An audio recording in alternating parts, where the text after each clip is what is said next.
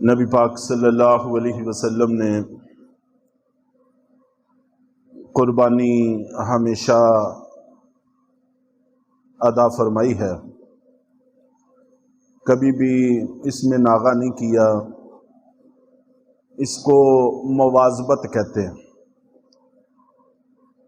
دوام، ہمیشگی اختیار کرنا، اور یہ شریعت کا اصول ہے کہ جو کام نبی پاک صلی اللہ علیہ وسلم ہمیشہ اہتمام سے، مواظبت سے کرتے رہیں تو اس سے وجوب ثابت ہوتا ہے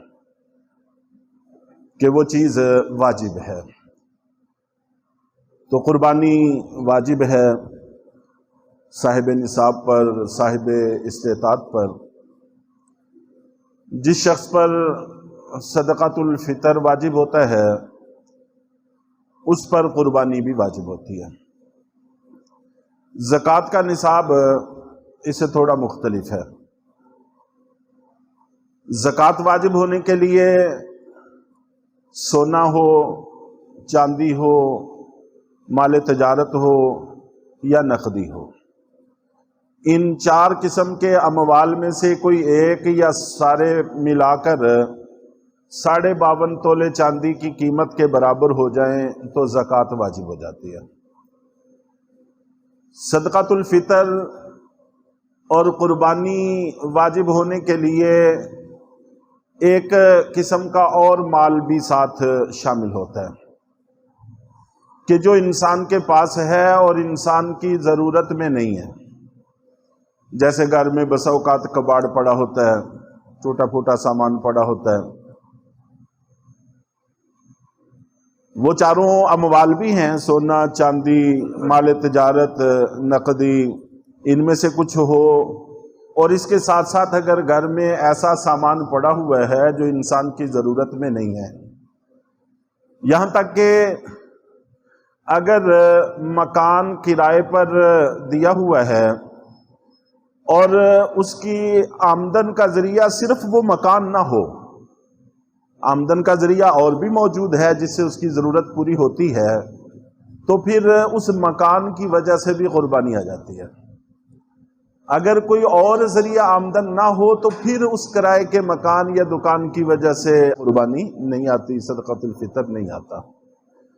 گاڑیاں ہیں، 2 گاڑیاں ہیں، ایک استعمال میں ہے اور دوسری استعمال میں نہیں ہے، تو اس گاڑی کی وجہ سے بھی قربانی اور صدقۃ الفطر آ جاتا ہے انسان کے ذمہ۔ یعنی زکوٰۃ آنے کے لیے صرف 4 قسم کے مال ہیں، اور صدقۃ الفطر اور قربانی آنے کے لیے مزید بھی کچھ چیزیں ساتھ شامل ہو جاتی ہیں۔ یوں کہہ سکتے ہیں کہ قربانی اور صدقۃ الفطر یہ جلدی واجب ہو جاتے ہیں، زکوٰۃ نسبتاً دیر سے واجب ہوتی ہے۔ ایسا ہو سکتا ہے کہ کئی لوگوں پر قربانی یا صدقۃ الفطر تو واجب ہو لیکن زکوٰۃ نہ ہو، ایسا ہو سکتا ہے، اور جس کے ذمہ زکوٰۃ ہے اس کے ذمہ تو صدقۃ الفطر اور قربانی ہے ہی، لیکن ایسے بھی کچھ لوگ ہو سکتے ہیں کہ جن کے ذمہ زکوٰۃ تو نہیں ہے لیکن صدقۃ الفطر اور قربانی آ جاتی ہے۔ اسی لیے اپنا اپنا معاملہ علیحدہ سے علماء کے ساتھ مل کر حل کر لینا چاہیے۔ باقی کسی بھی کام کو جب کرنے کا انسان ارادہ کر لیتا ہے، پروگرام کر لیتا ہے، تو اس کے لیے اس کو چاہیے کہ وہ منصوبہ بندی کرے، پروگرام ترتیب دے۔ ہمارے بچے ہوتے ہیں، بچیاں ہوتی ہیں، تو ان کی شادیوں کا ہمیں پتہ ہوتا ہے کہ ہم نے کرنی ہے، تو جب سے بچے پیدا ہوتے ہیں تب سے تیاری شروع ہو جاتی ہے۔ ہر گھر کا مسئلہ ہے، سبھی لوگ اس بات کو اچھی طرح سے سمجھتے ہیں، اسی وقت سے تیاری شروع ہو جاتی ہے۔ اور اسی طرح کہیں سفر پر جانا ہے، حج پر جانا ہے، عمرے پہ جانا ہے، تو ایک وقت پہلے اس کی تیاری شروع ہو جاتی ہے۔ اسی طرح یہ بھی ہمارے ذمہ اللہ کی طرف سے ایک واجب حکم ہے، تو انسان اگر اس کی پہلے سے تیاری شروع کر دے تو بڑی آسانی کے ساتھ قربانی کا وقت آنے تک انسان اس حالت میں ہو سکتا ہے کہ وہ قربانی دے سکتا ہے۔ اور نبی پاک صلی اللہ علیہ وسلم نے قربانی نہ دینے والوں پر وعیدیں بھی ارشاد فرمائیں۔ ان میں سے میں سمجھتا ہوں کہ یہ وعید ہی ہمارے لیے کافی ہے۔ آپ نے ارشاد فرمایا کہ جو قربانی نہیں دے وہ ہماری عیدگاہ میں نہ آئے۔ تو اگر اللہ کے نبی صلی اللہ علیہ وسلم ایسے لوگوں کو اپنی عیدگاہ میں آنا پسند نہ فرمائیں تو یہ بڑی سزا ہے، بہت بڑی سزا ہے ایک مسلمان کے لیے۔